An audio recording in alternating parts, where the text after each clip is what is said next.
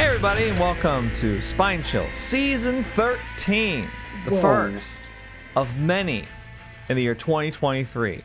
I'm your host, or co-host, John Wolfe here, with my co-host, Gary the Hot Cross. Hello! A.k.a. Purple Guy. And we've also got Doug Running Man. Hello! Our 14-time recurring guest. Already not a fan of this purple guy name. That we need to work on. Yeah, well, you should have picked a different color then, I guess. Purple hair, purple blanket. I'll be the handsome guy. Today we're gonna... You can't choose your nickname, Gary. It doesn't work like that.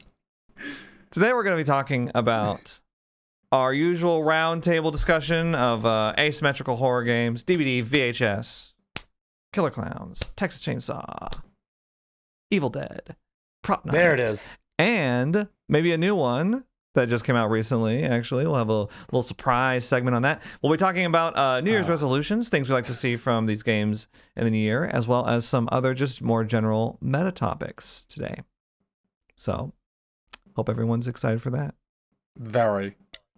Mid. Good. No, just kidding. Just kidding. No, I'm not excited at all. Oh, yeah.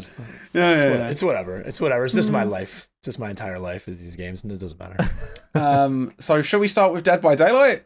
Everyone's favorite? Yeah, as usual. Yeah, we'll start with some DBD discussion. So, the servers in the UK and EU, as far as I'm aware, have been a bit of a nightmare. I know they've been rough in NA as well, but oh my god, they've been in a really bad spot at least in the UK, in my experience. Because, like, I was having, 1 in 10 games be super, unplayable. Like, you would just be teleporting around. It was a nightmare. I don't know if you two have had any similar experiences with that. I know you are both NA. Yeah, I've been having some server issues too. I will say this much: behavior is very resistant to removing the DC penalty. It's felt like there have been situations in the past with the hacking situation, with other situations where removing the DC penalty seemed like it was a really easy decision, and they've resisted doing it. It seems to be like their last resort for any sort of issue that's happening is removing the DC penalty. And as of right now, the DC penalty is off thanks to the server issues. So obviously it's a big enough deal that they've taken away the crown jewel, the DC penalty. I didn't even realize they turned it off. Did they tweet that out? They didn't. I don't think they advertised it. I suppose they probably don't want to tell people. So I learned about it because I was streaming and I was playing Hag for 18 hours straight. And after a while, yeah, it's not my fault. How dare you? It's not my fault. Killer. They paid for it. But it was very apparent very quickly when I was playing so much Hag that the DC penalty was off, if you know what I'm saying. Did they drop like flies? Yeah, there's just... They'd see one of your phantasm traps go off and they'd be like, dum. Yep. There was a whole lot of go next happening, and then of course chat, it relayed to me that the DC penalty is off. So yeah, servers are struggling. I know it's worse in the EU than the NA because again, you guys are getting like unplayable games, and there's not every game though. Like 1 in 10. Not every game, right? But I haven't had a single game where I came in and the game was like from the jump unplayable, but definitely a lot of issues with hit validation, teleporting. Yes. I had a tracer survivor that was running and then was all of a sudden behind me. Things like that. Yeah. Things that don't routinely Constantly. happen are happening routinely. So yeah, it was a lot of stuff like playing killer and chasing someone, and then suddenly they're like 10 meters further than they should have been. But it's like not speed hacks. It's just like the server's catching up. Like the server's catching up. Constantly things like that, like me hitting somebody with a hatchet right in front of me and being like, "There's no way that shouldn't have hit," and then the survivor teleports, or I teleport, or rubber band, or something. Even things like, like starting the grab animation or starting the dead hard animation, and then it just doesn't go through. It's been like every game. There's a few different things that's like, this usually doesn't happen. Like maybe more than one time per match, but it'll happen like 4, 5, 6 times a match, and just from one player's perspective. Yeah, I have a theory. I don't know. Okay, Doug. Gary, you can continue, and then I can give my. Okay. Well, I was going to say I've had the opposite in my experience. Is like the games have been mostly okay, like just normal, and then you have those really bad ones that it's unplayable. And it's like, please just let me die on hook. please. Yeah. Let me get on to the next one. You don't have to die hook now because the DC penalties. Yeah, it's perfect. I can play again. I have a theory that one of the issues is, and it's happening kind of, I don't know, beyond Dead by Daylight in the horror Asyms genre. Like basically every major multiplayer online game right now is having similar issues. And I think a lot of it has to do with the holidays and there being a lot of people that are not normally playing at not high traffic hours. And I know you can look at the Steam charts and say, well, the player base hasn't really fluctuated a lot, but though, Steam charts isn't going to account for the console players that are playing, which I think is a majority player base of any game with crossplay tends to be console, because that's where the more casual people and the younger generation people typically play. So I think it's just kind of, and again, like I've seen it in Overwatch. Escape from Tarkov's been like basically unplayable over the holiday. Which is another big game that had a big update over the holiday. Just in general, I'm hearing a lot of negative feedback about server stability, and I think a lot of it has to do with just increased increased traffic in the games, could be increased traffic and weight on the ISPs, but I don't know. It's just that's just my theory. I'm not. Seems like a pretty solid theory, though. It would make sense. I'm not an internet scientist, so. Right. No, that was pretty close to what I was kind of assuming was going on, because I was like, it's not coincidence that this is around the holidays. I don't think it's also behavior's out of office right now, right? So I was going to say the theory I've seen is that behavior don't care.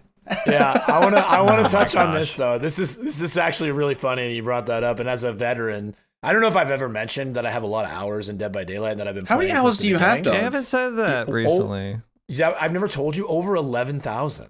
Whoa!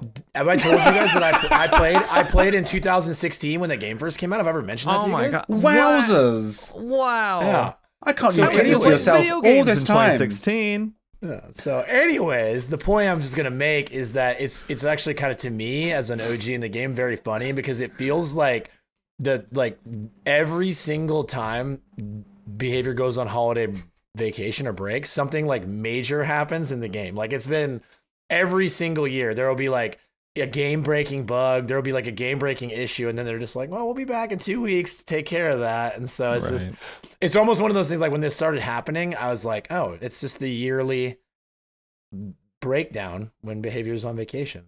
Right. So have they been off for like a week now already, then I'm guessing? How long, when did they go on break? I think that, hold on, I can probably get it. Because I would have thought, because there's a PTB surely on the horizon. Yeah, the PTB should be. I think it's going to be this week. I don't think we have it communicated directly when it's. They haven't said anything about that. They pretty much never say it. Yeah. Yeah, but I mean, for 100%, I can tell you it's early 2023, right? Which would be like sometime in the next 2 weeks. So I would assume it's not this week coming if they're on holiday. I would assume it's the week after. They already like have these set up like weeks ahead of time, don't they? So but like I just feel like you wouldn't release a PTB whilst you're away. I mean, well, no, but would they? Oh, if they do, that would be. No. They'll be back in the office this week, surely. Yeah, maybe. I would think so. I would hope so. Okay, I don't have a date officially, but I'm gonna guess this week. I'm gonna guess because if you look at the calendar. That's what I mean. Like it's coming around to the time where we usually get one. It literally falls on this week if you follow the breadcrumb trail to where they usually release, right? So I'm gonna bet this. They usually come out on Tuesdays. Wednesdays. It's Wednesdays usually, isn't it? I think the full releases are Tuesday. No, I thought PTBs are a Wednesday. Unless they changed it, I feel like it's always Tuesday for content updates and then like Wednesdays for like tomes and in-game stuff. I think PTBs have been on Wednesdays in the past, so I think that's why I don't ever know anymore. Maybe. It's hard to keep track. I think sometimes they're on Tuesdays as well. I think there was a stage where they were coming out on Wednesday. It doesn't really matter. Okay. There was a time when they were on Wednesday, and there's a time when they were on Tuesday, and I don't know which one was more recent. That's what I'm like. This is why you come to Spine Chill, for us to confirm stuff and help you out, guys. It's going to be either this week or next week, probably. And it's going to be either Tuesday or a Wednesday. And either Tuesday or either Tuesday or Wednesday, maybe, unless they change that also. So you're welcome. It could be Tuesday this week. It could be Wednesday this week. It could be Tuesday next week, or it could be Wednesday next week. We've narrowed it down for you. Yeah, mark your calendars, and you're welcome. And happy holidays from Spine Chill. Put a big red circle around those 4 days. Yeah, with a question mark in the middle of them. But we should be seeing the new UI update and potentially some map reworks, judging by that screenshot where you can see obviously the window and the door, the breakable door, have been swapped around on Eyrie of Crows. Right. Yeah, we talked about that in season 12. Yep. My mini wish list for this, I just want them to do something about the gen kick meta. Preferably. Do you think they're going to go at any perks? Do you think that is a possibility? I'm not holding my breath, but it would be a nice surprise if we get through this mid chapter and eruption stays exactly the same. Like, I officially don't know what they're thinking over there. Like, that's like the minimum that needs to happen. I'm not saying like they need to nerf Call of Brine and Overcharge and Eruption, but Eruption is such an like obvious outlier at this point. I just don't see how they could leave it as is. I think Call of Brine and Overcharge are fine, especially with the new UI system. Like, there's no excuse for someone not going to go check on your generator if they have a little UI thing that tells you you've gotten off a gen. If they see you getting chased off, they know to go check it maybe. But yeah, Eruption, no one likes Eruption. I've seen it very widely unpopular on basically every social media. I saw somebody tweet recently, I can't remember who it was, but because like really the problem with Eruption isn't the regression, it's the incapacitated. Oh, definitely. Absolutely, yeah. And we talked it's 25 seconds of sat like an idiot. Like incapacitated, the only thing that causes it that's not like an add-on, like that weird Huntress add-on that causes it, is Eruption and Pinhead's chains. Like, and Victor. And Victor. Right, yeah. But other than that, it's restricted to add-ons. And I saw somebody tweet recently that it should be restricted to just add-ons. And I was like, you know what? That's kind of... I don't see any reason to disagree with that. But if they could just do something about that aspect of it specifically, that would be great. That's my little mini wish list. Can I give you guys? I was talking about this on stream. Because somebody was it was a debate about Eruption, and of course, like, I feel like you have to be on like a heavy dose of copium to say like Eruption's fine. You have to be like a killer only player that's never touched Survivor, that doesn't care. Yeah. And I was like, dude, Eruption, the Survivor version of Eruption would be if you could flashlight blind the killer, just a typical blind, and then the next time he tried to pick up a Survivor, you just got a flashlight save for it. You don't have to do any work. Like a 30-second blind from one flashlight save. Well, 25 seconds. Yeah. 25 seconds. 25, yeah. But you know what I'm saying? I think the equivalent power swing and the amount of actual effort you have to put in and the amount of counterplay there is, like, it's literally just you kick a gen and you just forget about it, and then like later on you get to just take someone out of the game for 30 seconds, which is like a lifetime in DBD. It's just it's like, and the worst thing is because you're incapacitated, you sit and you go, what am I supposed to do right now? You can't do I usually just take my hands off the keyboard and just sit there. Yeah. Just wait 25 seconds so that I can carry on. It's like, you can't do any of like the usual actions that you could take. You can like loop the killer, but if you're just working on a gen and they down somebody, you're not going to loop the killer while you're incapacitated. Yeah. So that's just. I mean, like, usually I'd go look around for a totem, but it's like I can't do that either. I can't heal. I can't do anything else. Yeah, and the only counterplay is don't do gens, because and the only way to counter it really is to be a 4-man on comms that's like, I'm about to go down, get off the gens. Like, it's like I can't imagine them feeling like it's healthy for the game to have a perk that can only be countered by having 3 friends in comms and doing comp callouts. It's just a big problem, and what I'm going to say is that I'm really like not hopeful that it'll get changed anytime soon, because we saw that. When did we see the Eruption buff? Like last month. It was 6.1.0 was the Eruption change, right? Wasn't it July? No, they put a new buff. They put the regression buff in recently. The regression buff wasn't the problem though. Like, the change was. Okay, so maybe we are in if it was July, then we are, because what I was gonna say is, if you guys recall the Ruin Undying 5 Ruin meta that we had for a while there, where you had to cleanse Ruin up to 5 times depending on RNG. That got pretty equivalent pushback from the community. The killer side, a lot of people on the killer side were being like, I won't run it because it's baloney. Like, they were like not about it. And that took them 5 months to change. They took 5 months to say, okay, you're right, there shouldn't be 5 ruins per game. So was it really that long? It was literally 5 months. Yeah. So I think that if July was the big perk shakeup, we're actually around that 5-month window where it would be a similar kind of timing on addressing the issue. So maybe we will see it. They haven't said anything, but I'm actually considering that. I didn't think that it had been that long, considering it has been 4 or 5 months since they made the change. Yeah, I mean, we might see them kind of. I think it's only been popularized in the last couple of months, though. True. Yeah. I think a lot of people slept on it for a long time, and then it got a bit of traction as people realized. I think the night really popularized it. Like, I think people realized how strong it could be to just 3-gen and use kick gen. Well, I remember in the aftermath of the 6.1 update in July, everyone was running Pain Res Deadman Switch for a bit. Yep. Like, that was kind of the standard. And with Ruin nerfed, it was like, well, this is the new standard. And then slowly, I remember around like September or so, I was like, is it just me or is Call of Brine Overcharge really strong? And and then it was like everybody kind of slowly started shifting that way until it was like, well, Wolfe ran Call of Brine Overcharge and Eruption. Wolfe ran 3 kick perks, and it was like, it did take a while for it to settle in, but yeah. And then when they added Nowhere to Hide, it was like, boom, Nowhere to Hide. Yeah. And you heard it, people. John's taking credit for discovering Call of Brine and in September, I said it was good, and now all of a sudden everybody's running it. Wow. I'm not. I wasn't the fucking Columbus of. I know. I just Call of thought Brine it was Overcharge.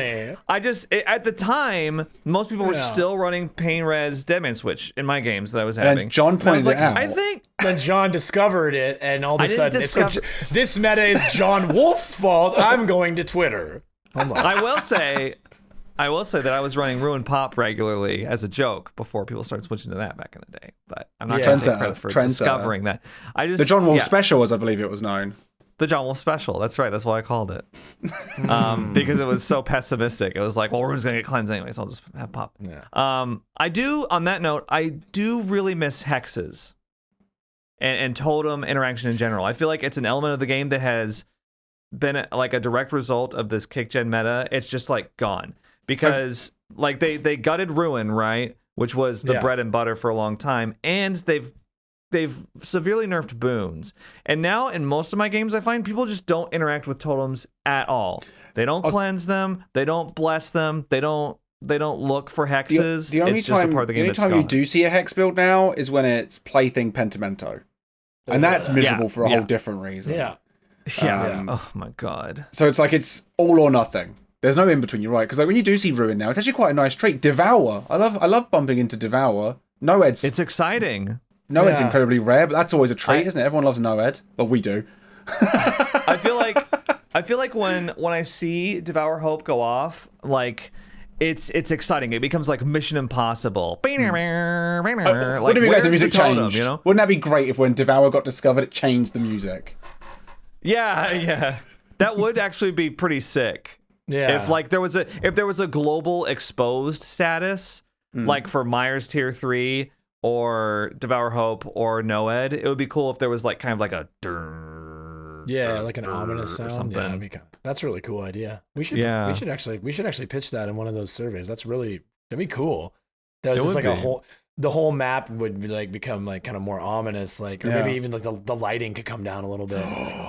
Oh yeah, it's like when that's a huge effect that's difficult to achieve. So it's like Who Wants to Be a Millionaire when it goes when the lights change. Like I know like when Myers gets tier 3, he has the little jingle, but it would be cool. Like he's a Christmas tree. Yeah. Yes, Gary. I also was thinking about Who Wants to Be a Millionaire in my hypotheticals. Yes. That could be the tune as well. Dun dun dun dun. Like, perfect. So, and they could have a little spotlight that comes on each player. Yeah, and then Howie Mandel can somehow be in DBD and be like, "You are exposed." whoever that is, I'm guessing that's the American presenter. Isn't he one of them? I don't know. I feel like he's one of them. Howie Mandel is the host of Deal or No Deal. Oh, we have Noel Edmonds. Whatever that is. Whoops. Huh? I only watch horror movies. Leave me alone. All right. So, in light of all this talk about the meta, I think one of the important things to just like maybe cover, kind of just give our final take on the meta before we find out in the next week or two what the meta is going to maybe look like differently, is just like the meta has shifted into this very exhausting back and forth where not everyone, but the vast majority of killers are running these 3-gen kick builds. Right. And so to respond to that, the vast majority of survivors are running toolboxes, prove thyself, stake out, hyper focus, basically get gens done as fast as possible. And the fallout from that is that the killers who don't want to play a 45-minute game of I'm not going to chase you, I'm going to kick the gens, are getting what feels like gen rushed. But then on the flip side, survivor players are doing what they have to do to maybe escape a couple times today. So on the flip side, if you're a survivor player and you're solo queue or you're running, a fun build, I'm running a little head on, quick and quiet build, you're just losing because the gens aren't happening efficiently enough. So it's like the majority on both sides are really like tightening it up and playing very competitively. And the real people that are suffering are the more casual players or the people that are playing for the experience because you're left behind on either side. I know because I literally refuse to run a 3-gen build. I will not. I kick gens if I have nothing else to do. Like I hate kicking gens. I want to be in chase. Me too. Right? See, like I was playing Killer the other day, and I was taking Gift of Pain and Oppression because Oppression is like a really underutilized. I like Oppression. I think it's a fun perk. I like Oppression too. I wish they would take the cooldown off of it because I don't know why Jolt's got no cooldown, but Oppression doesn't does. It have an 80-second cooldown? Yeah, it's like so once you use it, you're not ridiculous. using it for a long time. But I like taking that perk, but oh my god, gens pop. And I'm running around with those 2 perks as my slowdown. Because I only take 2. Because because it's just baseline regression. It doesn't have the bonuses that have become. I feel like both sides just like take it personally too, and it's like it's not. It's like killers like, well, I'm only running the 3-gen builds because they run gen builds, and then survivors like, I'm only running the gen builds because they run kick builds, and it's like you're both right. But like you're both also part of the root cause of why it's happening. You're both spreading the non-fun cycle. I shot at him because he shot at me. Well, I shot at him because he shot at me. Like, it's and the thing is like people will always complain and they'll always blame the other side, but like we're all complicit in some way. And the thing is like it's not a problem the community is going to solve for itself because no gaming community on earth is going to self-regulate and be like, well, this is too strong. I won't run it. Like it's on the development team. It's on behavior to solve this problem. Like it has to be taken away in some way. Yeah, I think that's been proven because I've always been an advocate because the players are making the choice. They care about the invisible MMR number, but you're right. Like behavior, the one saying, here's an invisible MMR number. You should care about it. And people do. Because they can't be trusted. For some reason. Not to. Well, it's true that people are very like all business now, and it's all about the gens. And I think I may have said this exact thing a couple of weeks ago, but it is time for behavior to step in because the gaming community at large, like you said, cannot self-regulate. It's not like they're going to be like, you know what, winning is nice, but having fun is more important. Nobody's going to do that at like a grand scale, right? To play devil's advocate on this topic, I will say the reason that behavior have made these choices and made these meta shifts is to improve balance in the game. DBD is now more balanced than it's ever been from like a perk meta perspective, and that's because people are always complaining about balance. Like it's not the balance; it's not perfect. I think, but it is more balanced. I think in some ways it's more balanced, but I think in other ways it's not.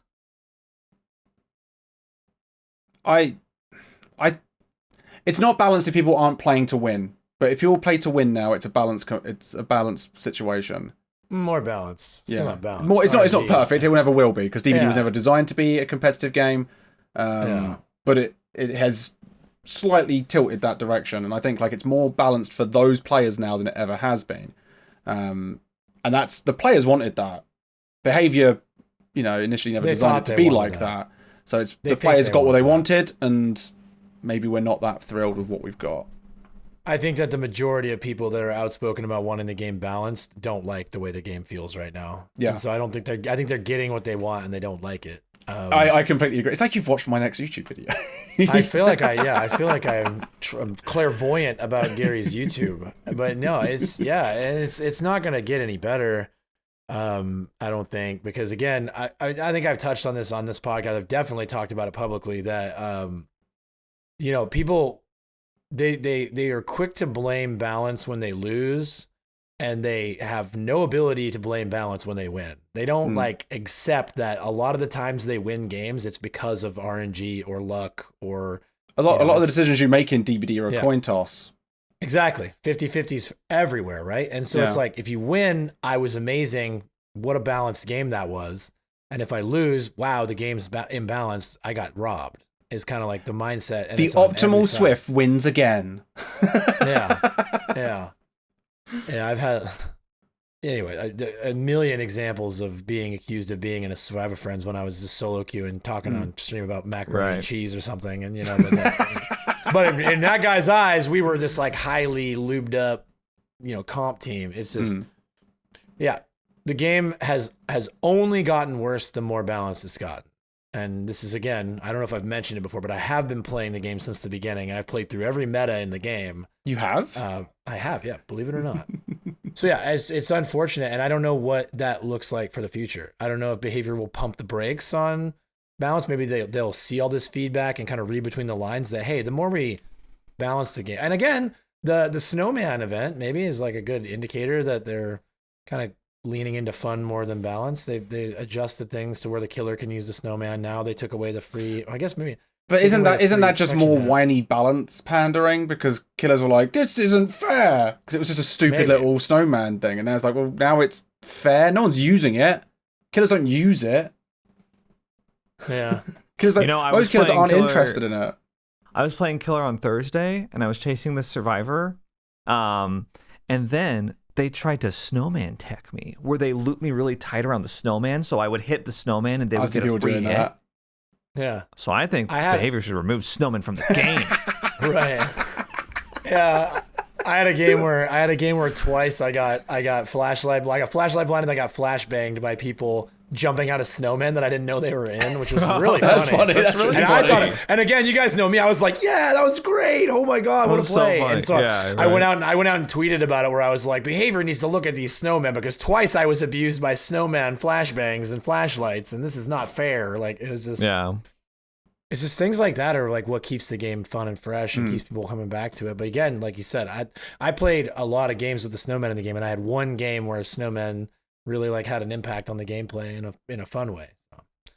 So, I just hope that they start to like listen to the feedback about the game not maybe feeling like the game that we fell in love with, and not feeling like a fun chase-based game, and I don't know, do something about it. I want them to trust the silent majority a little more, because like a lot of the balance changes were made against what the silent majority of people were enjoying the game as it was. There's just whiny people on Twitter that were like, yeah, we should work on balance because these 15 very loud, popular people want it balanced. I just think the majority of players didn't care. Just give me Feng cosmetics. The game was fine. Just give me cosmetics. Nerf Dead hard and move on. John and Doug have nothing to say to that. Sorry, I was looking something up. I just tuned you out, Gary. I was zoning out. Oh, fair enough. We'll take the floor then. I don't have anything to say. Yeah, I mean, I think we might be ready to wrap on DBD. We wanted to talk about our resolutions or what we'd like to see in the future, I think. Was that a thing? I want to talk about for like DBD for this year? Yeah. I was about to say, because like the reason I wasn't saying anything is because I don't really have anything else to say on the topic. I feel like I'm just being like the Narf eruption drum over and over again. But I think for the year, I would like to see more like skill shot killers this year. We only got one last year, Wesker. And I was talking recently with Sinnoh actually about this, about the killers that came out last year. There was Dredge, Sadako, Wesker, and Knight. And I really only enjoyed playing Wesker of the four of them. I don't really like playing the other three. And I know there are people that do, but I would like to see more skill shot killers this year, because those are the ones that I like to play the most. And I also think that they have like, a lot of them will have like a form of anti-loop, you know, like a Hunter's Hatchet or Deathslinger Chain. But it's one that you have to earn. You have to shoot it the correct direction. You have to do it like the survivor has a chance to dodge. I feel like it's a good way also to make the game more chase oriented like that. Because it's a power that works in chase, so you want to get chases. So that's my big wish list for DBD. I hope that the killers this year are more chase oriented. Yeah, I'd be happy with that. I mean, I'd like to see more focus on some M1 killers. Not everyone needs a big fancy like M2 situation added to them. Like I like a lot of the, I still like Trapper quite a lot. I like Wraith. I like simple kit. Like I like Pig. I think the most exciting is I play Dredge for me. I quite like. They've got a nice cool teleport. I know Doug is a fellow Dredge enjoyer. Oh, I love Dredge. But I like a fairly basic killer where I can just focus on the looping side of things. I like Deathslinger as well. I'm not like big on range killers, but I do like Deathslinger. I just like the simpler ones. I hope they I think they've tried to be a bit too adventurous, especially with the Knight. Like, it's so overcomplicated. I hope they really pull that back and maybe bring us some new simpler killers that could be enjoyed. Oh. Like, one specific thing they can do well, and then, like, just keep them like an M1. I don't know. Yeah, no. I would say, so if I'm asking for what I would love to see, like, throwing out, like, basically, this is a 1 in a million thing, but my if I could pick one thing that they did in the coming year, I would want for them to remove MMR and go back to the PIP system rank 1 matchmaker. Yeah, never mind. Like, scratch what I wanted. I'll take that one. Yeah, because again, I mean, it's not going to be balanced games, but we'll go back to actually having like just. I don't know, like rank 1. Those of you guys who played when Matchmaker was based on your grade. The rank system, because now it's grade. Yeah. It used to be bronze, silver, gold, eerie, right? That was it. Yeah. And then like if you were purple. Yeah. It was like purple. I don't remember the colors. Green. So it was like brown, green, purple, red. Yeah. So purple. Yes. Yeah. And so every month when they did the reset, it basically just reset matchmaking, which was really fun. It was like. People complained about it. The sweaties complained, but like it was funny when you were a survivor and you got into these and you were like, I got to grind out of this, and you're solo queue and you got all these because you're with everybody. So you could have like a 10,000 hour juicer with you, or you could have a dude who just started the game up. Well, it used to put you back down to one. So if you were in red rank, if you got to Eerie 1, it put you back down to purple, right? Put you down to purple. I don't remember if it originally fully reset you or not, but either which way, I would like to see them. Go back to the grade system being the matchmaker and then reset it the same way they do now. Just give us the Wild West for a while. If you care that much about being red rank, put your friends together and just shoot up the ladder. Yeah. But the game just felt more fun and more interesting and more varied when it was matchmaker in that way. That would be my... Chaos reigned supreme. Right. It was great. Yeah. Never knew what you were going to get. I liked that. But if I could ask for something that actually might be... Because I don't think they're going to give up on MMR ever. I think that's never going. I think we're stuck with it. But if I'm asking for something that I actually think they might do, I would love to see them just remove map offerings from the game. I just think. That's a solid one as well. I like that. I mean, because they're in the process of taking Mori's out with the finisher Mori, supposedly, someday. Yeah. And they nerfed the hell out of Keys and Hatch, and they're kind of moving away from a lot of these archaic things from the early parts of the game that, like, now that we're 6 years in, it's kind of like, well, maybe we don't need that anymore. And I think map offerings are kind of one of the last things like that. It's like, if we just took those out, then we'd really be moving on. And there's so many now. It's like, just do the roulette. I forget what they were called. Were they called like Blood Moon bouquets or something? Moonlight offerings? The things that would make it darker? Yeah. I'd like them to bring those back, because the game's so bright now. It's so bright. Can I have those back? Yeah. Well, there was like Brightest Moonlight, the Brightest Moonlight offering, but then did the fog ones make it darker, or did the there's this Darkest Moonlight, I think, was one of them. That was one of them. I still have darkest. I still have a few. They're still like they're like retired on my characters. I can pull it up and we can look at Lori's got a few of those because I used to play Lori back then. But yeah, those were interesting. I don't know why they took them out, but I think it's because the game was already quite dark. Yeah. And then I think when you play with different quality settings, obviously it changes the brightness, so it felt like an unfair way to play the game, so that's probably why it was taken out. Balance strikes again, Gary. Yeah. I just took to circle back for the last statement on the map offerings. Is like, I don't think anybody brings a map offering like for a good reason or for a for a fun reason. I think. Right. Yeah. People Basically, people whenever I see a survivor drag me to a map, I'm like, oh, fair play. I can do whatever I want this match. I can camp. I can tunnel. I can do whatever I like if I really want to. I tend not to, but they've come to make me suffer. Yeah. The only time that I'm like, oh, map offering is okay in that case is jump scare Myers. That's the only thing that we'd really be losing. But I think it's a worthy sacrifice. Although jump scare Myers, I've played against some really fun ones on various maps now. True.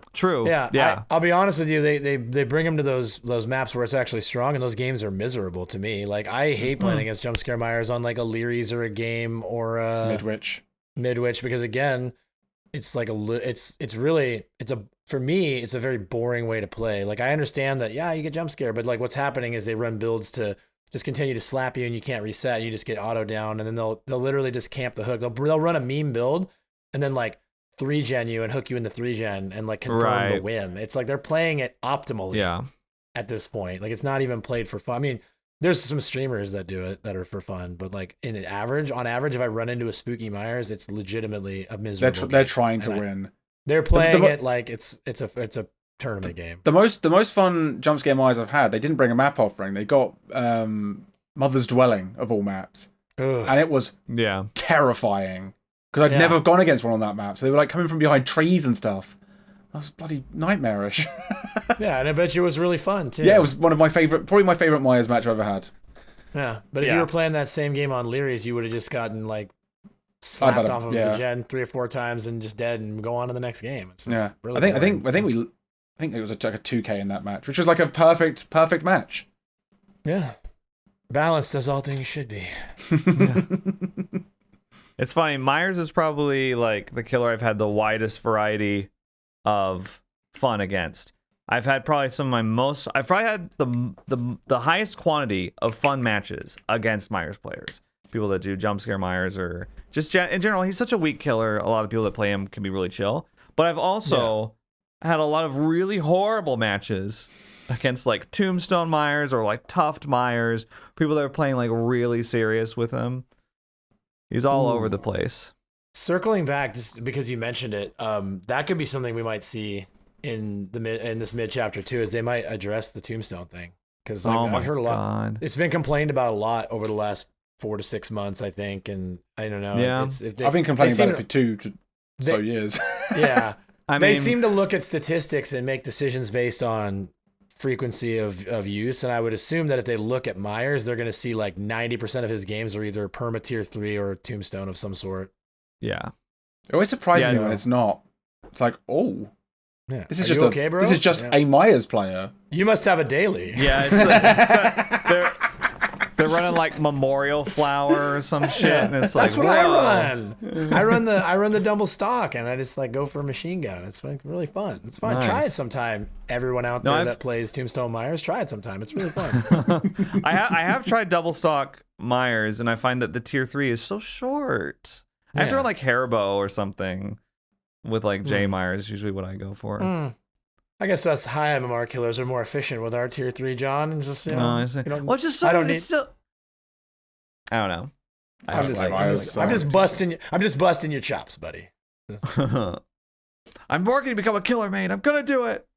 You're gonna do great. I have all the faith in the world in you. 2020. You've been trained well watching. My killer main. Watching only camps with no ed. Like, you got this, dude. Oh, Doug, can you finally teach me Bubba? Sorry, I know it's like a side thing. I'd like to learn Bubba at some point, and you're the go-to.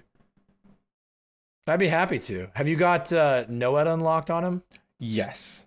Then you're fine. You're set. We'll talk Your soon. training is complete. So, award-winning chili beast marks every game? Step 1? No, I use double single chili. game? I don't use beast marks. Double chili. Double chili is everything to me. Yeah. I like but the you gotta long have at least purple chili, though. Definitely. Yeah. Yeah. Use a black ward if you have to. No, I'm prestige 61 right now. I don't need a black ward, buddy. I got plenty of chili. I'm talking to Gary, though. Yeah. Well, I'm gonna let Gary play on my account. Is why I just want him to. Oh, I see. Have access to all my fun MMR. Yeah, you can't. Trial by fire. I'll have you play about 1 a.m. and we'll see if you like it. Doug's sitting there thinking, Gary will drag my MMR down, so when I come back to play Bubba, it's real fucking easy. Ooh, he's figured me out. He's figured out the long game, people. So is that DBD? Yeah, is that that's DBD? DVD for wrapped up? Yeah. All right. We'll see what happens with the mid chapter. Can't wait to talk about it. Hopefully next week. We shall see. Watch them be like, watch them like nerf some killer perk that nobody uses, and then leave eruption alone. Ugh. Yeah, we don't like the way Oppression's performing, so we've so we've nerfed We've increased the We've nerfed cooldown to 100 seconds. We found that someone's been using it, so we're nerfing it. Yeah. Maybe they do just hate twins. It's a twins perk. I mean, I don't really care what happens to them. They can make twins completely unusable for all I care. Well, they mostly have. It's like bugged for a lot of people at the moment, isn't it? Still. That's only if they have Linksy proved. It's because they have lower tier shit RAM, right? And they're well, it's not just RAM. It's basically their computer's lagging out because they got shit running in the background or whatever. It's a hardware issue. Yeah. I just found the new twins bug the other day. If you head on Victor, it broke a twins player I was playing against. They couldn't do anything anymore. Dang, dude. Good. He said good. He said good. Good. That's so funny, dude. That's so funny. So yeah. On to the next game, which is the one we haven't spoken about before. Are we gonna break the new one? I think it's time to talk about. It's time. Project Playtime. Project Playtime, the new asymmetrical horror game taking the world by storm.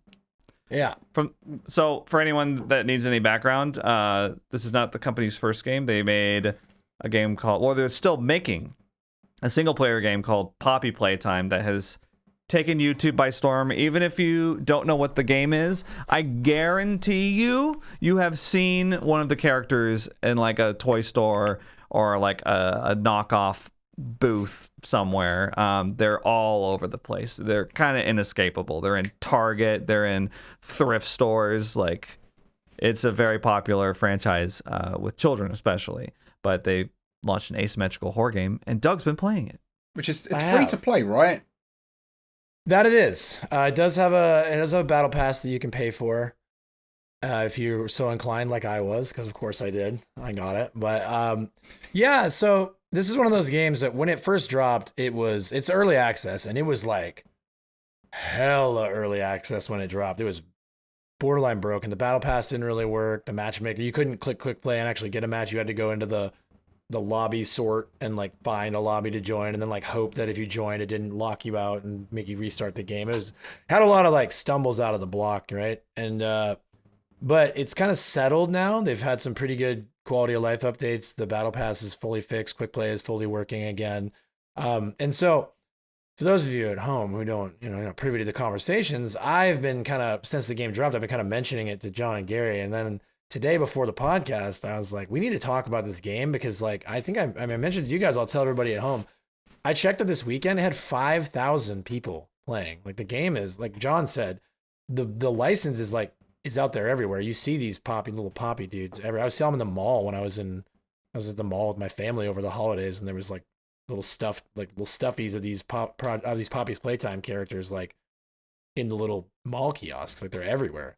And so what's happened is this IP is like, it's very popular and very mainstream recognizable, and they've just kind of threw together an asym and launched it, and it has a huge player base. Like, it's been out for, we're coming up on like a month, I think, and they still have 5,000 concurrent.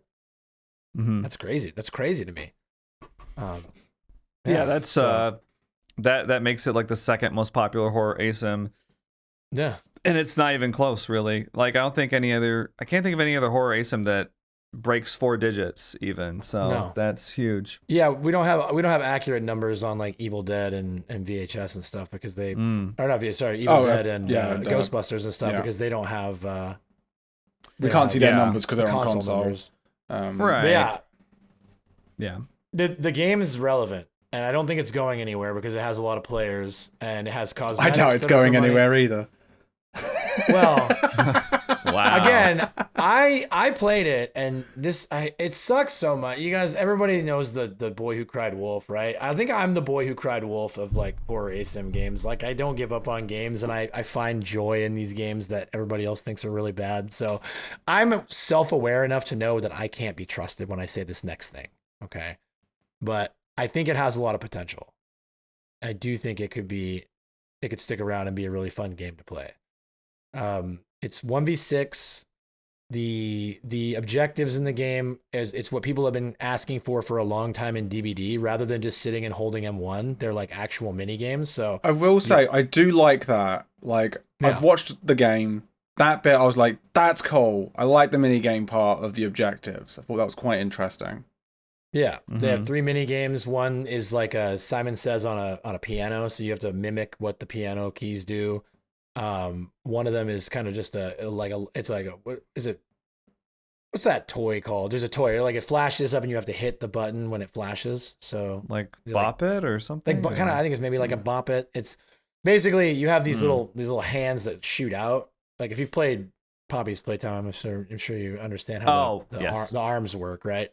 So you use those arms for basically everything. And so you have the piano, then you have there's one that's just like a dial, and then when the tile lights up, you have to hit it with your hand, a period of time. And then the last one is like a wall of dots, and then like it'll flash a combination of 10 dots, and you have to hit each one in the combination, which for me is very hard to pull off. That's the most challenging of the mini games that I've seen. Yeah. Mm-hmm. But it's cool because you have all this stuff going on. So that's your objectives. Instead of just sitting and holding M1, you're playing little mini games, and then the killer is coming and harassing you and running you off, and you're being distracted constantly. And so if you complete the 3 mini games on the toy station, you get a toy piece. You collect 7 toy pieces. You start the end game collapse, which is like you have to craft the toy, and then the last bit you have to run to the train and escape. So I mean, the foundation, the frame is really good. And again, I'll circle back to people have been asking for more dynamic objectives for Survivor on DBD since 2017, right? And that you have that now in Poppy Playtime or Project Playtime. But overall, the game still has a lot of work. One thing that stood out to me that was particularly bad in the game, if I can jump in, Doug, or if you got something you want to say first. No, please. So when you're downed in that game, you're like thrown into the hole, into the pit. And that is maybe the worst thing I've ever seen in a video game. That looks so irritating to be in, because you have to continually basically fight off goblin things. I don't know what they are in Poppy Playtime. Little things trying to kill you. And it looks maddening to be stuck in there, because you're basically waiting for a teammate to come get you, whilst you have to play this terrible little mini game and just spinning 360 degrees over and over again. I haven't played it. Maybe it plays a lot better than it looks, but it looks miserable. It's something to do. I think they're addressing the issues that people have. People get tired of just sitting on a hook and with nothing to do. When you're in the hole, you got a task. You have to stop the little That would be an example out. to me of sometimes it's better to have nothing to do than something horrible to do. Well, the thing is, I would push back because I love arguing with Gary. Everybody knows how much I love to argue with Gary. But I have heard that sentiment echoed a lot in the Project Playtime community. Most people are irritated by that mini game and don't like the concept, because it sucks when you're down there on your own. You have to do it all yourself. It's easier when there's more than one person in the hole, because then you guys can kind of team up. But yeah, and then if you have a team that like either intentionally or unintentionally leaves you down there for the entire match, you're just like having to do this mini game for the next 10, 15 minutes while you wait for somebody to save you. Yeah. But again, I mean, they're innovating. They're trying new things. They're, you know what I mean? And so I would assume that they'll receive the negative feedback and make changes, but I don't, and they might have already. I got home from my trip. I played one match of Project Playtime. And this is what I'll say though. I played one match. I got Monster, our killer, and the meta in Project Playtime. When I first started, I thought it was like, how will I ever consistently win as Survivor in this game? It's so hard. They figured it out. I got bullied for like 10 straight minutes. I couldn't do anything. Everybody was like super, and again, I'm not blaming the game or balance. I'm brand new, and I don't have a lot of experience. I've only played before that killer like 2 times ever. but it's definitely not killer sided in that match. It was very, very challenging. So I got beat up, and then I just was like, I'm going to go to bed. I haven't slept much, so I'll try this again later. But I'd love to, if either one of you wants to try it out, or I can just I'm happy to give it a go. Yeah, I'd love to go in and try it and play it some more and try and get some heavy. I got like 6 or 7 hours total in the game, not a ton. I'd like to get in and play more. I do need to finish my battle pass, so I'll need to play it at some point. But I'd like to feel out how the game feels now. It's got 4 or 5 updates that have happened since it launched, so it'll be like a new game now. But I guess really my reason for wanting to talk about it here comes down to we have a horror asym that has at any point 5,000 concurrent players. Like we got to talk about it because people are playing it. So even if it's terrible and we all hate it, people are playing it. So something's going on there. If we had thousands of people playing Secret Neighbor, we would talk about Secret Neighbor. I still wouldn't, but you guys could. Yeah. That game, low key. I don't even know what it is. So. Oh, you. So I think it's like a recurring thing. I know, and I have no idea what it is still. I think it's a recurring thing for John to like really hate some of these games that I like think are pretty great. Like you've had some very unkind things to say about Ghostbusters in the past, but like what? I'm just saying, you're very. It's not like overt. It's just a little. John, you made it very clear you're not interested in Ghostbusters. I feel like the last time we talked about Ghostbusters, you threatened to go to sleep 2 times and then physically did fall asleep at one point. So I did not actually fall asleep, but I did say once that I might fall asleep if you guys talk about Ghostbusters. But that was one time. Up until then, I haven't said anything about Ghostbusters. But I'm just saying this is because we learned. We stopped. You said the Secret Neighbor is low key not bad, and I think it's probably the worst of all. If I had to decide what my least favorite horror asym was, it would be Secret Neighbor. By a landslide. Oh, now I kind of want to play it. So it's John's favorite, is what I'm gathering, and it's Doug's least favorite. Here we go again. This is the fucking Dilbert problem all over again. One time, all my friends were like roasting Dilbert, the comic strip, the Sunday comic strip, on stream one time, and I had to defend it because I was like, well, it's not that bad, you guys. And then all of a sudden it was like, John's favorite comic strip, Dilbert, his favorite of all time. He loves it. He reads it every Sunday. He never misses it. And I was like, no, I just don't think it's that bad. It's the same thing. God. Sorry to be... Sorry, go with that, John. Fine. Secret Neighbor is my favorite. It's my favorite game of all time. Are you happy now? I mean, I'm happy right now. I'm pretty happy. Gary, are you happy right now? I'm happy. I have 500 hours in Secret Neighbor, and I've been keeping it a secret. It's on. You've become the Secret Neighbor. On your alt Steam? You're playing on the alt Steam, so nobody knows? I'm playing on my alt Steam. Secret Neighbor is the only game in my library. I'm rank 1. Thank you very much. Wow. Is there ranks in that game? No, there's not. Maybe I do love Secret Neighbor. Wait. That's why Doug doesn't like it. There's no ranks. That's what True. Needs like an you MMR. win and you That's don't get anything. If Doug can be the best at it, he'll play it. Yeah, you win and what you get is fun. Fun? Who needs fun when you can have ranks and prizes? Yeah, so I just felt like we needed to bring it up, and maybe this will kind of inspire us to try it out a little bit more and play it a little bit more so we can talk about it a little bit more because something's going on over there. Maybe all 3 of us should play it and play Secret Neighbor. No, I refuse. The Secret Neighbor part, I refuse. Why? Come on, Doug. Come on. Okay, you know what? He said, "Come on, I'll do it." I could have sworn once, Doug, that you brought up Secret Neighbor and you said the same thing, that it wasn't that bad. Am I thinking of something else? No, I think it might have been before I did my horror asym challenge where I had to play all the games and I played it again. I think I had a little bit of revisionist memory where I remembered it when it first came out in like 2000. I think it was in 2019 when Secret Neighbor first happened. And I played it and it wasn't that bad, and I was like, this is like I could get into this, I guess. But I played it just a couple months ago and I had the worst time of my life. It was really just aggressively unfun. Oh, we have to play it. I want to play the worst, most miserable game with you, Doug, and see how you react. Because you love it all. You love every single asym game. I need to play the one you hate. You're not going to believe it, but it makes me very unhappy. And so I'll do it, though. I'll do it for science and for Gary and for John and for... and for you, for everyone. Don't do it for me. What's your favorite game, John? So I feel like I need to give it a little bit, at least a little bit. All right, I forgot. And I need to find out what it is.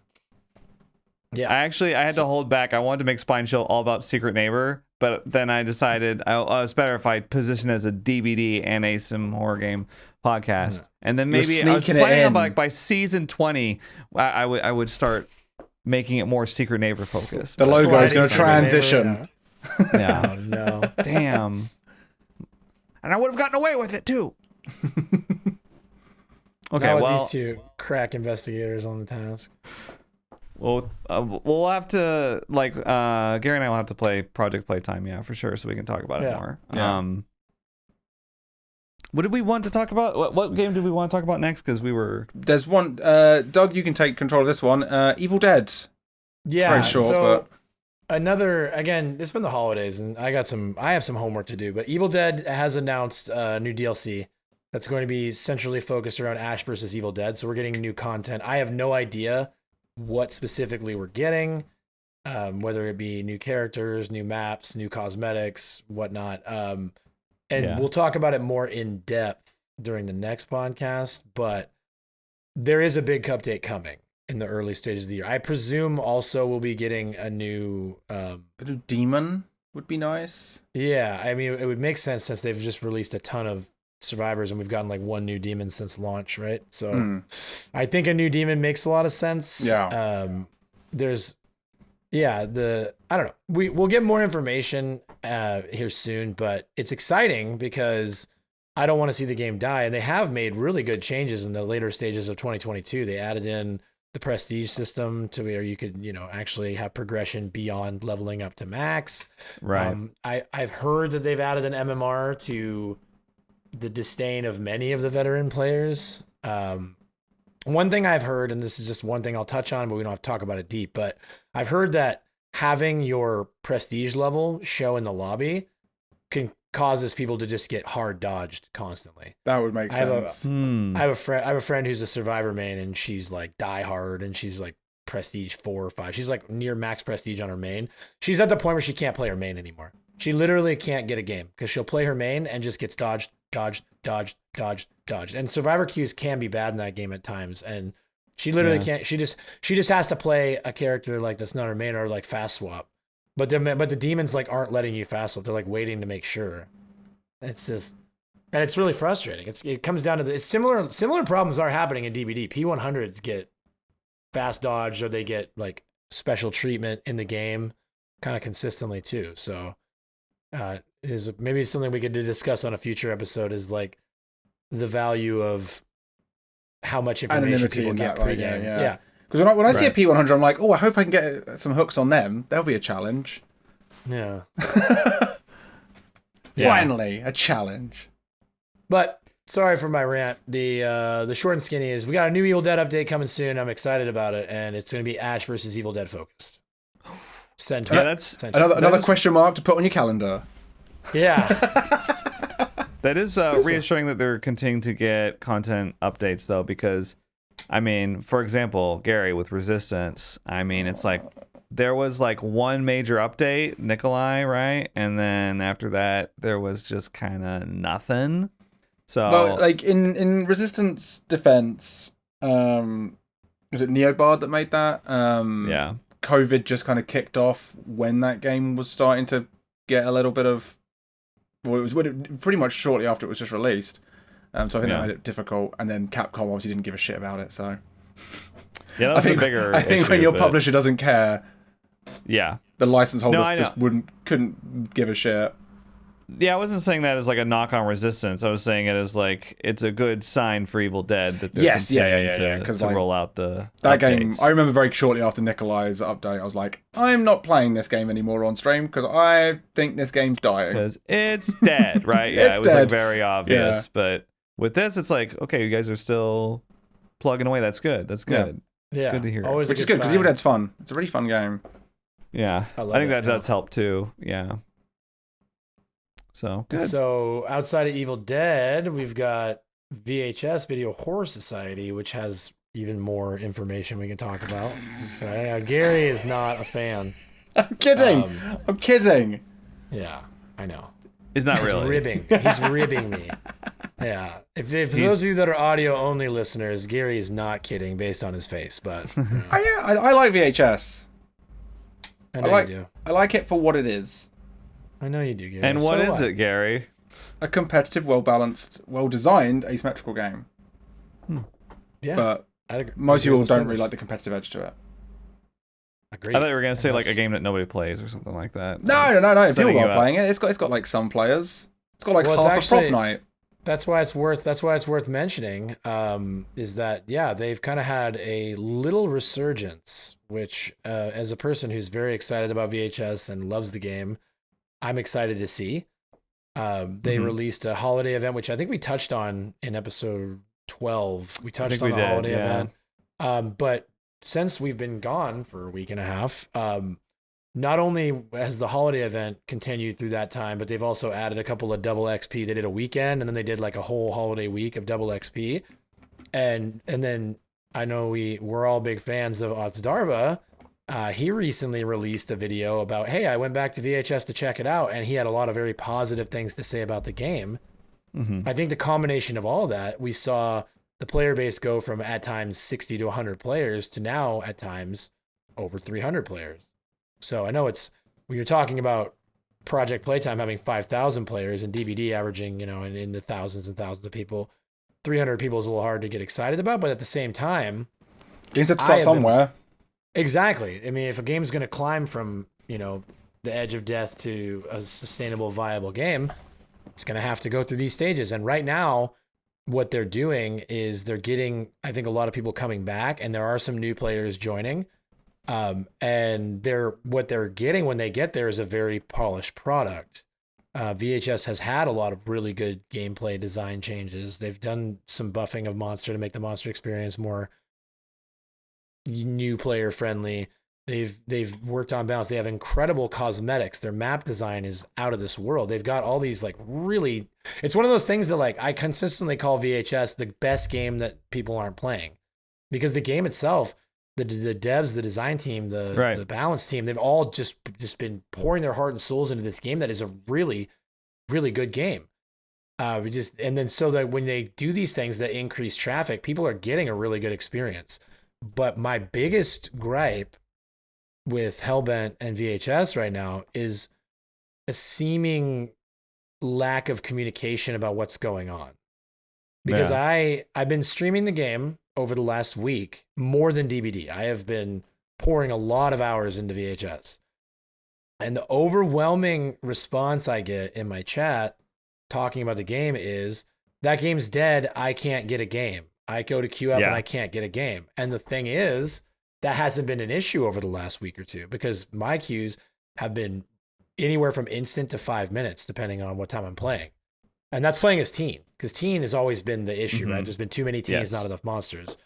And I think it's one of those things that people just really don't even know about it. They don't even realize that changes are happening. Because I had, one of the devs was in the chat mentioning they had some sort of update coming that's going to help the matchmaker out a lot, which I've heard speculated either they removed MMR or they severely decreased the cutoff time before they cut MMR out and just make a match.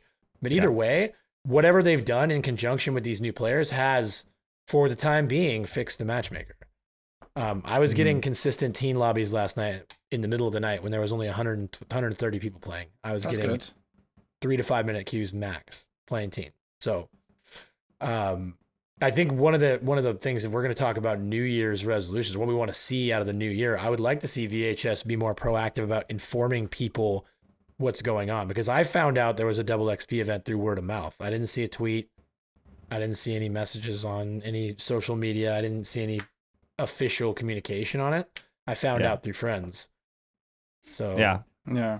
Like I'll always say, like, I give. When you say, if you're saying that it's a dead game, that's me in your chat, right? Me and Tally. Yeah, Tally. Yeah, exactly. Like, I give it a lot of shit, but like I genuinely think it's arguably the best designed asymmetrical horror game. I think it's just got the best foundation. I think it's the most well balanced game. I think there's a lot of, they've clearly tested the shit out of this and made it a really nice polished product. It's just, as a result of being so balanced, it's quite competitive. And that's not for me, but I generally do think it's a really cool game, and I would like to see it grow and flourish and get a wider audience. Yeah, same. Yeah, and we'll see what happens. I mean, They had a new monster on the way, which looks amazing. Yeah, the design team hit it out of the park. We were big fans of that, yeah. And so what we saw last time they released a monster was a large influx of returning players and new players, and team queues get really good because a lot of people are trying out the new monster, which means there's more monsters in the matchmaking pool. So yeah, I would say that like we've had this really good period of team queues being really good. So their top priority in the immediate term should be to get Anomaly out so that we can get more people playing the game, more people being able to play team in the game. I think that's one of its strengths as well. Like the way they've set up the way their killers work, it seems like they can keep them really streamlined and simple to understand. Once you know one killer, you can pick up another one, and you just learn the abilities, but they function mostly the same, which I think is another strength to its design. I agree with you 100%. I think they all have the same core design. My biggest New Year's wish for VHS, and we talked about this a little bit before the podcast, but crossplay. Game released on console, fully released, not in early access. I think that's like on the roadmap of those things, but I think those both need to happen this year. And frankly, I haven't really been in the mood to play VHS recently, but if they fully release the game with crossplay, I'll dive in. I'll play it with all like the new people coming in, because I just didn't get enough experience with it beforehand to feel. I think that's part of the trouble. If you do try and play it, there's a lot of veteran players that you get matched with, and right, yeah. And I'd rather learn with people that are new to the game, because I'm new to the game. I mean, like I played a lot of DBD, but I imagine a lot of people that are becoming in have played a lot of DBD too, so it'll be kind of uneven footing there. And it's a very different game. It plays very differently to DBD. As I've been told many times, the skills don't transfer. So some do. Some do. Well, I don't know about that. I saw a YouTube video that said otherwise. So. But yeah, that's like my big thing for VHS, because like I don't dislike the game. I've had fun playing it, but my big thing are queue times, like you said, Doug. And even if those are better, like I want bigger pop numbers to kind of blend in with. I don't want to go in against, these. If there was a prestige system, devotion 50 players that are in there right now. So. Yeah, John, you touched on it before. Like people that are playing VHS play VHS. Like they're in it. And so if you're a brand new player, even a player with like around 100 hours interspersed between this update, that update, like you can feel outmatched and overwhelmed a lot of the time.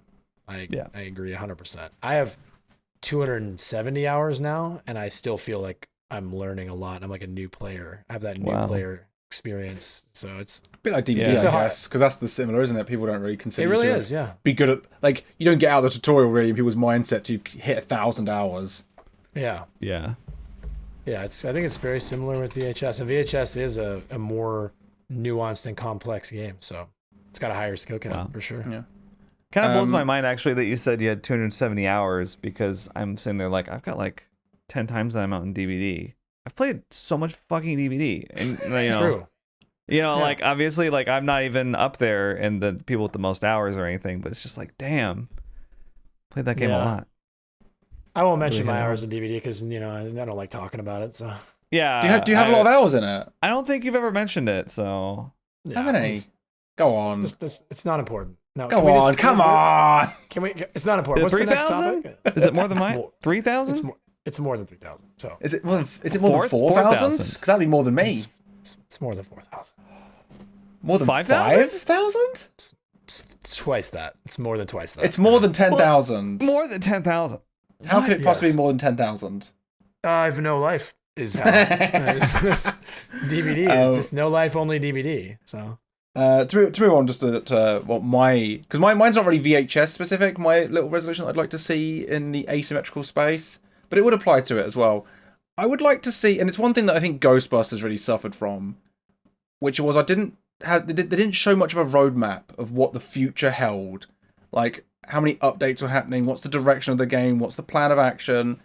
I would like to see more, because we're like with DBD, we just kind of every 3 months get a new killer and a new survivor. Right. And I'd rather just see a more blanket, like, this is when we're going to readjust the meta.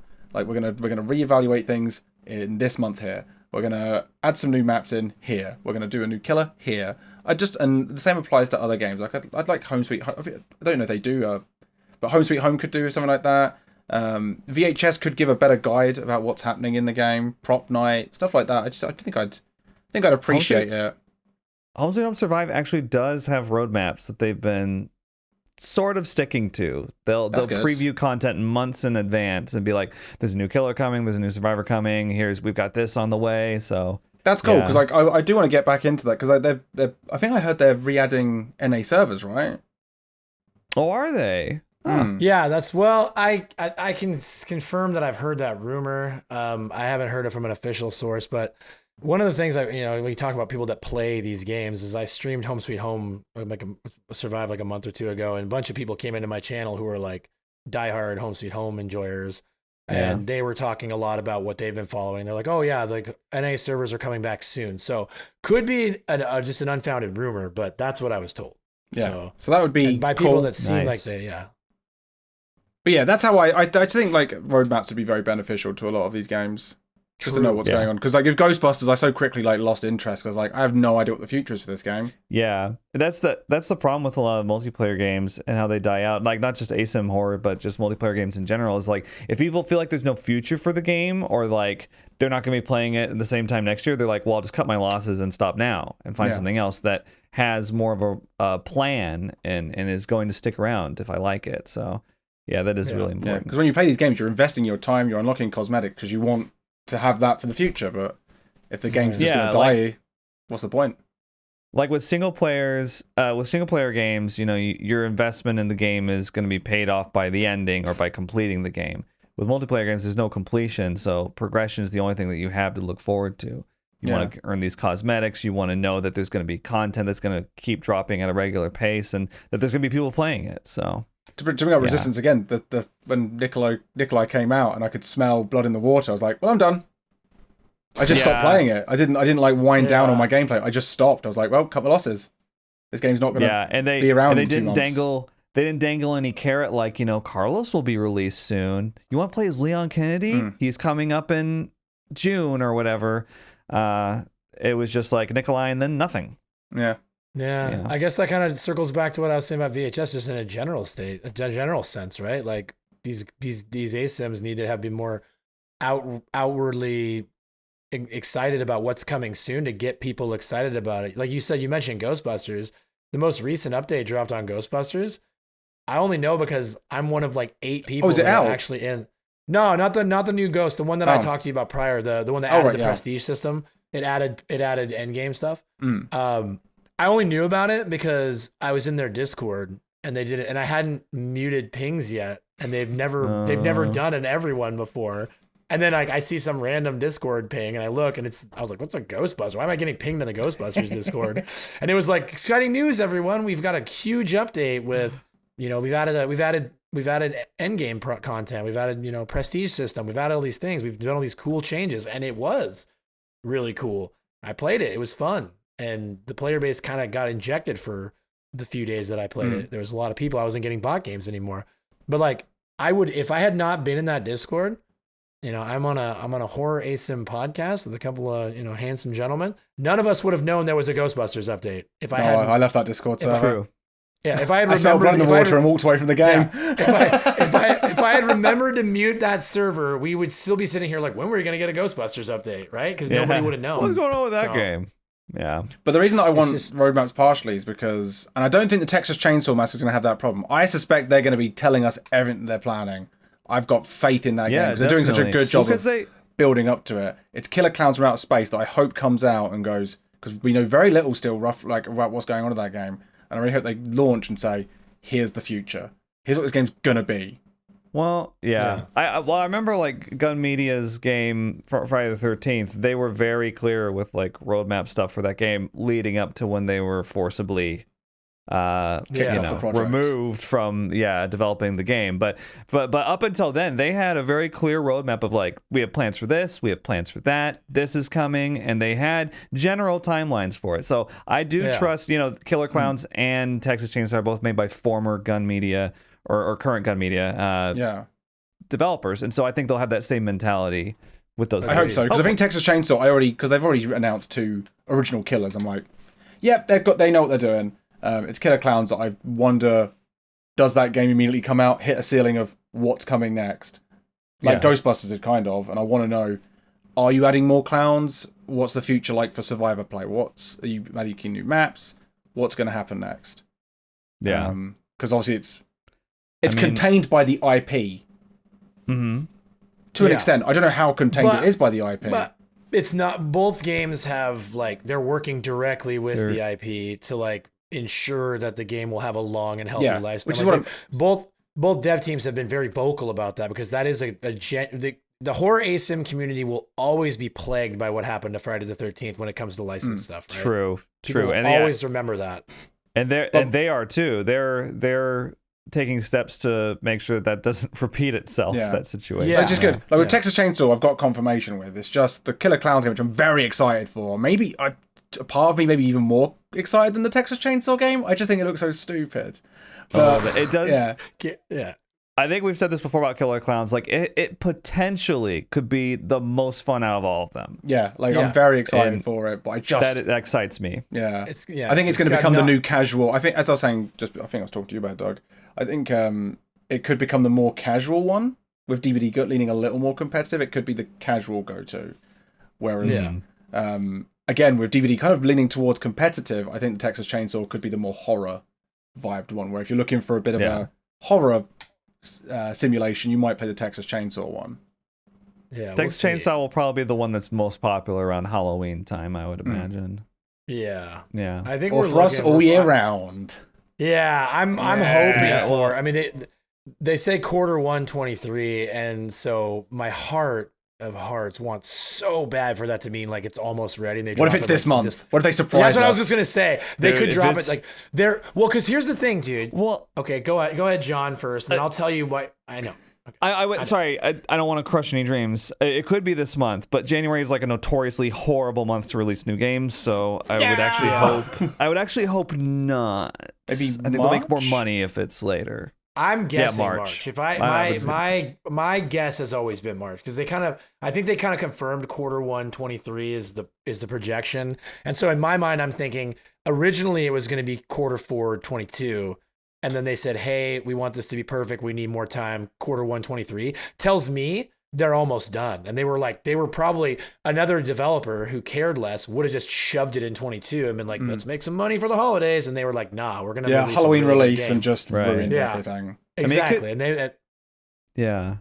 It could be pretty soon because they did just send out those media kits to people. Yeah, I just opened my media kit yesterday. With the sweater and the food and the holiday card. And that was what I was just gonna say before you said the sad thing about January being a bad month to release games. Is that, like, it does seem like they're ramping up a little bit on social media, like getting more. You don't want to give people. Yeah, and I'm not saying that they will or won't, but you don't want to get people talking and then have them like forget and die off, right? So exactly. You know, but then they also could have something else planned to bridge the gap between January and March, right? They could do another huge reveal, another huge trailer. They could do something to kind of stoke the fires and keep things. I hope we get something towards the end of this month. I would like a trailer. I'd like some gameplay. Some kind of maybe a closed beta. A closed beta, maybe. That's what I was gonna say. Because they did a closed beta for Friday and it was very successful. Like the YouTube videos from it popped the fuck off, and it really if it's like super closed and they only give it to people that they know already, can you pass my name along? Oh yeah, definitely. Yeah. So yeah, that'd be really cool. I mean, I don't know. I'm hoping that I got a media kit, so I'm hoping if they do a closed beta, I'll get an invite. Oh, you two are safe. I need to be in the list. Don't worry, Gary. You've covered me on some other ones, so I think you gave me the Evil Dead key. So yeah. Gary, I'll Discord stream it to you, so you don't have to miss out. Right? You'll describe it to me. You'll just describe it to me. It looks really cool, Gary. I'll draw it in paint and send you little picures of it. Like, look, this is what happened. We can show them on the podcast. Yeah. Look at who I'm playing, Gary. Didn't you want to play this character? Now you can see me play them. No. Yeah, I can't stress enough how excited I am for the game, and the fact that there's 3 of us and you can play 3 people killer. Like, everything is just perfect. And the clowns. True.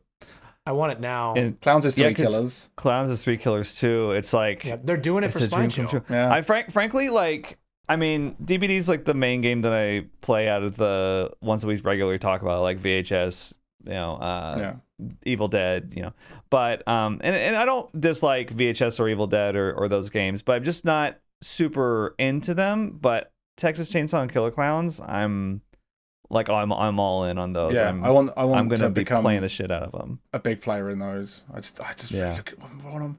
I want them now. Yeah, but we shouldn't wait for them to be perfect. When I'm only streaming twice per week now, but when those games come out, I'm probably gonna be streaming like every day for a while. Yeah, checking those out. If you want the Spine Chill lads to help you kill stuff, Gary, I'll be there. The way our days are gonna go when Texas Chainsaw and Killer Clowns come out, we are going to wake up, we're gonna have our coffee, and then we're gonna play it all day long. Yeah. And we're gonna end up with infighting because everybody's gonna want to play at the same time. We're gonna have to choose who to leave out. We're gonna get on the Spine Chill podcast and we're gonna just be like, I don't know what to talk about. We spent 24 hours a day with each other all week. Well, that's. Oh, sorry. I want to talk about. Can you guys just remind me to tell you? I have a really cool idea, but I don't want to reveal it on the podcast. I want to tell you guys. Okay. After. Oh, okay. I had a cool idea too, so maybe after the podcast. I feel like my idea is probably going to be cooler, but probably because mine's just really simple. I'll also listen to your cool idea, I guess. Thank you, best friend Doug. You're welcome, best friend. I'm going to listen to both ideas, and I'm not going to say which one's cooler. And that is because best friend John, is an excellent best friend to have. Excellent. Top tier best friend. One of my two best friends ever. I'll DM both of you individually and be like, your idea was cooler, but your idea was better, yeah. Exactly. I don't want to say this in front of so-and-so, but... Yeah. You know what's really funny? And I'll just touch on this for 1 second, but we did this whole podcast. We've been, talking for over an hour. Did you see how much life got into the conversation when we started talking about Texas Chainsaw and Killer Clowns? Oh yeah. And again, it's not to knock any of the ones that are out, because of course it's easier to get excited about something unknown. You're more excited about your Christmas presents leading up than you are after you open them, right? Now we're getting into the nitty gritty of like, well, that's just what they could do better on the ones that are out. But like the life that entered this I felt the energy of talking about Texas Chainsaw and how all excited, we just all individually got so excited. This is kind of really cool. Well, it's like that's gonna be the type of game that like if I play it with a group, we're gonna play Killer, and if I play it solo, I'll play Survivor. That's what I'm planning on doing. I think Survivor I want to play on my own because it's gonna have that horror vibe to it. Yeah, but Killer, yeah, no, it's gonna have a completely different dynamic because like with a lot of these other games, it's like if you play with a group, it's Survivor. If you play solo, it's Killer. But I think that's one reason why we're so excited about this is because it's going to be like a social killer experience. Yeah. Like the first one of its kind, right? Yeah. Normally with these games, I'm always like, what's playing Survivor like? Because I like to play Survivor generally in these games. But with these two games, I'm like, what's Killer going to be like? That's what I care about. I want to play that.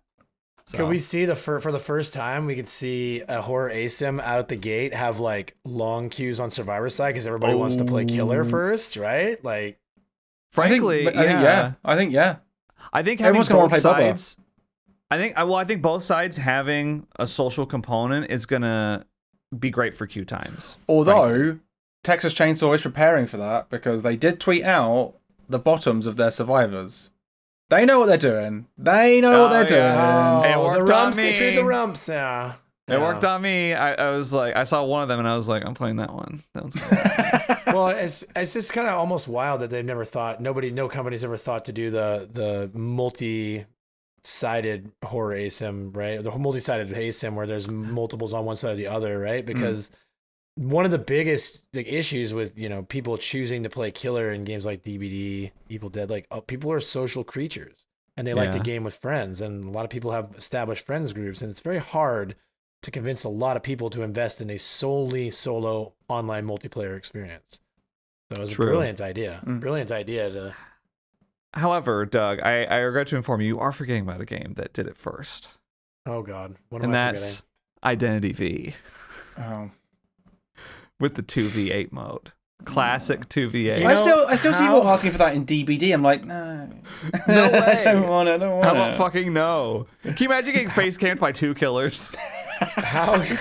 Yeah, it happens sometimes. Some hackers get in your game. Yeah, true. God, dude, that's so funny, bro. Like, oh yeah, I got the window. You take the door. Like, Yeah. they aren't getting in here. Like, yeah. And again, I'm actually ashamed. How could I have forgotten about hit asymmetrical mobile game Identity V when making that bold claim and statement? So my apologies to not only you, John, and to the entire Spine Chill viewer base and listener base, but screw you, Gary. Identity V is my favorite. I couldn't give a game shit, Doug. Couldn't give a next to shit. Secret Neighbor. So, Secret Neighbor What and did you Identity say? V. What, John? I said this is Identity important. V is my favorite asym horror game next to Secret Neighbor. Of course. Secret That's, Neighbor that's number one. Identity V number two. John, you said that on the podcast. That's forever, right? That's forever. That's going live. It's on the internet forever. You're not going to edit that out, I hope. No, of course It just not. blanks it out. It's just silence. Yeah. My favorite game is beep. Redacted. Redacted. Yeah. So is No, that it? Identity Or we V- got exciting That's stuff it, to talk about anywhere else? Frankly, I can't No. believe DBD copied Identity V so hard. It's like really Real. disappointing. But Embarrassing, right? I only play it because it's more popular. Yeah. What have you guys? What's that Dark Carnival game? You know what I'm talking about? There's another asym that's been talked about for a long time. Something Carnival. Oh, I have no idea what you're talking about. I do. I think I have seen rumblings Carnival of Hunt. that. Carnival Hunt is people are starting to Carnival talk Hunt. about Carnival Hunt more, and I'm wondering if there's been any news on that. I haven't It's seen coming out. anything. It's coming out this year. It's coming out this year based on Steam. Yeah. Yeah, that game's been kind of in the rumblings for a long time, actually. Long time. There's also a yeah. Bigfoot I kinda game, forgot about it. by the way. There's a Bigfoot game. Another one? I own that game. You guys talked about that in the Discord. Yeah. I missed it. I was on vacation, so I just saw little snippets. I'll play it though. I will play that game. I've had it is for it a new? long I'll time. play it. It's No, someone. well, it started off. Sorry, Oh, go you're ahead, talking about Gary. Finding Please. Bigfoot, right? Yeah. No, it's, Is that what it's called? is that a different? It got No, renamed it's- to Bigfoot. It's I think so, literally yeah. just Bigfoot. It's- So initially it was a PvE, like player versus you were like a person looking for an AI Bigfoot, and then like out of the blue, they just were like, by the way, you can play as Bigfoot now. And Yeah. it's an asym. Oh, And when did they do that? It happened think before quite I had recently. friends. No, yeah, because it happened before I had friends because Okay. I wanted to try it, but I didn't have any friends, so I couldn't. And now I have friends, so we should think about trying it. That I'm down. that will make it way more interesting because I played that game PvE and like most of the games like that, because there's been a lot of games like that in the past. There was one for like the Rake, for example, which is like a creepy pasta I remember character. that game. There's a lot of like hunt the monster with your friends indie horror games out there, and every one of them ends up Yeah. with like 95% of the game being like, where the fuck is it? And then like you get like a tiny little bit of excitement, and then the AI monster just runs away because it's just trained to avoid you at all costs. But with a player, that sounds way more interesting because the player's not going to play like that. The player's going to No. want to like kick your ass. Yeah. So that's cool. They're gonna wait. They're gonna like trap you. Yeah. How many players? The hunters become the huntees. Yeah, we should check Yeah, that that out at does some seem cool. point. It's an asymmetrical. Because I have been seeing more Horror. people playing Bigfoot lately, and I've been like, that game's like 5 years old. What are you guys doing? Okay. That's cool. A new entry in the asym horror genre for us to talk about weekly, right? Yeah, every week. Yeah, every week. You know how we love to talk about games that Watch out, secret neighbor. yeah. So- So your neighbor's getting knocked off the pedestal. So our list upcoming for games we need to check out: Project Playtime, Secret Neighbor, Bigfoot. Yes. I only heard 2 games on that list. That's weird. And some carnival My games on favorite the game is horizon. Yeah. Yeah, Cool. Carnival Hunt is announced. So yeah, again, we just have like an overabundance of content to consume and check out. And what a great problem to have. Yeah. And 2023, Killer Clowns, Yeah. Texas Chainsaw. It's going to be a good year. You know, it is.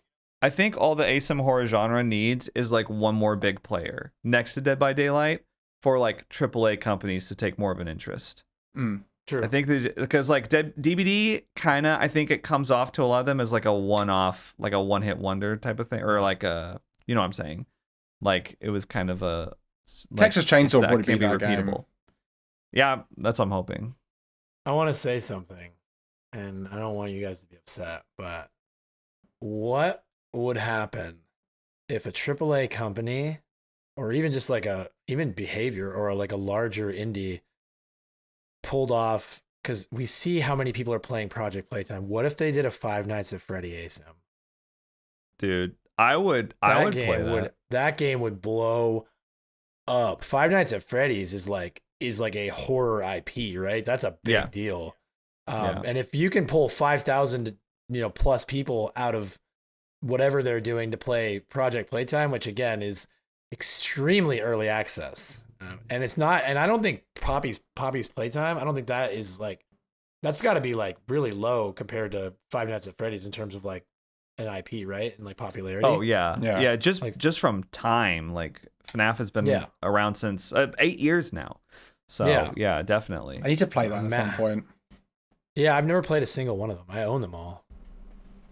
You play what? Five Nights at Freddy's. You've never played FNAF, Gary? No, I think I've just watched you play the first one. I was about to say, you made a game kind of inspired partially by FNAF. Yeah, a little bit. Just in there. There was elements that I took out of it, like the knights. Yeah. I mean, yeah. I would say that's partially inspired. On that topic, any publishers that are interested in making an asymmetrical horror game around the IP of Nightblights? I will say, if you're playing FNAF for the first time in 2023, it's gonna hit different. It's not gonna hit the same like it did back then. So of course you might be play at some point. Kind of bored because it's very atmospheric, especially the first one. Second one's kind of higher paced, but yeah, it's gonna be kind of like, this is it. I've seen a lot of reactions to people playing it like recently, like, this is it. This is what all the fuss was about, but at the time it was really innovative. Just figured I'd throw that out there. Yeah, I'm sure it's fine. Yeah. Don't play the new one, Security Breach, though. That game is crap. I was only planning on playing the first one. If I actually played Five Nights at Freddy's. Yeah. I think I watched you play it, like your video that you put out. I think I watched it, John. Yeah. Like the original one. So I didn't really feel inspired to have my own journey after watching you play it. So no, you made the correct decision. Look how sad and low energy the conversation's become since we started talking about Five Nights at Freddy's. I was just throwing it. I'm sorry for ruining the vibe, dudes. I flopped the vibe check. I just wanted to say that seeing Poppy play our Project Playtime blow up as a C tier license, and knowing that FNAF is out there, and knowing that the horror asym genre is like wide open right now, I just thought, connect the dots. It'd be interesting. It could be a really easy way for them to convince a AAA to, or a developer that's a legitimate developer to go after it. Yeah. And really blow it up. Getting this genre to be more widespread appealing is like a good thing for all the games. Yeah, definitely. Like I said, I really think there just needs to be one game other than Dead by Daylight to kind of hit it big and consistently be a presence in like the multiplayer game space. TCM. I think that's all it needs. I mean, yeah, if TCM could fill it, that'd be great. We'll just have to see. But 2023 shaping up to be a great year for asymmetrical horror, and a great year for Spine Chill. If we do one new episode or one new season a week, then by the end of the year we'll be at, I believe, 64, 65 season. Can you imagine? Whoa. Wow. That might be the longest running like seasonal podcast ever at that point. Possibly. I know. You could get in the Hall of Fame with that. I mean, I think we're already the longest running like DBD podcast. Yeah. I would argue that of all of the podcasts that have come and gone, like I feel like we're the most consistent. We've missed 1 week for the holiday, and then maybe 1 week due to just TwitchCon, I think, coming in the way. Yeah, TwitchCon. Oh yeah, and then and then I took a week, but that we've been very consistent. And that's the thing. Like, did everyone fill out the DBD survey where they were asking about which DBD podcast you listen to? I meant to do that. Don't worry, I haven't filled it out yet. Still time, I think. Fill it out. Yeah, were we on there, or did we have to fill it? No, you have to put yours in. I put the Spine Show in 3 times. Gives you 3 options. Yeah. I'm very actually okay. Yeah, everybody out there, who's listening, which this is a great thing to put in an hour and a half in, when the least amount of people are here. Put it as like a little thing that pops up. Put like a little thing at the start, like underneath. Yeah. You know what? Great, Gary. Think of another thing for me. You could cut it for the intro. Cut it for the intro. Yeah. Just put this in at the start. Yeah. Okay. Yeah. I'll do like a little. Yeah. But I'll put it here too. Hey, do the DVD survey, and when they ask you about the DVD podcast, mention Spine Chill. Okay. Just do it. Yeah. Put us on the map for them. We want behavior. I have no idea. Frankly, I have no idea why they're asking about that. It's so very strange weird to me that they're asking, do you listen to any DVD podcasts? Because I'm like, I mean, there's a couple, but are we like the main active one? How many are there? As far as I know, as far as like consistent weekly episodes, I think there's been a lot of people that have done the podcast and they kind of come and go. They go off and they drop off. Yeah. And again, I think what's really benefited us is tackling the genre, not the game. So can you imagine how Spine Chill would look if we only talked about DBD? There'd be some weeks when we have nothing to talk about. The energy would drop immediately. Yeah. We're going to get that Texas Chainsaw and Killer Clowns energy. I mean, we'd never find that energy. I can only come on here so many weeks in a row being like, they need to nerf Eruption before. It's just really boring. But if you're watching now, behavior, we do love Dead by Daylight. We do. And you're still our number one. And you'll be our number one until you're not anymore. So nerf Eruption, please. Nerf. Yeah, seriously. Texas Chainsaw's around the corner. And not anymore. I love that. We'll all walk. We'll all walk for TC. I'm quitting tomorrow. I'm quitting DVD tomorrow. Twitter says. Yeah. Oh yeah, they're always quitting. But I'm excited. I am overall. I am super excited about the year to come because we have so much to talk about, and I think that in my mind, I have no unless I stop getting invited as the longest recurring guest. I have no interest in stopping the podcast because I love this stuff. I love talking about these games. I think that's what also helps us is that I genuinely look forward to us hanging out. Yeah. I look forward to hanging out with John for sure. Thanks, man. I look forward to hanging out with both of you. Both of my best friends. Fuck both of you. I was going to say, okay, so Gary went the other route because I was going to say, fine, I love Gary, it's true. And then Gary went the fuck you route. So we have the duality of... I guess we'll stick to the bit. It's no longer a bit, actually. Yeah. It's just from hatred now. When a bit becomes reality, right? When a work becomes a shoot. Yeah. Your little insult backfired, Gary. All right. Well, thank you everybody for listening to season 13 of Spine Chill. What a great way to start the year. This has been great. We'll see you all for season 14 next week, and like to thank my co-hosts Gary the Hot Cross, and Doug Running Man. Thank you. I'm John Wolfe. On behalf of all three of us, signing off. See you next time. Bye everyone. Bye.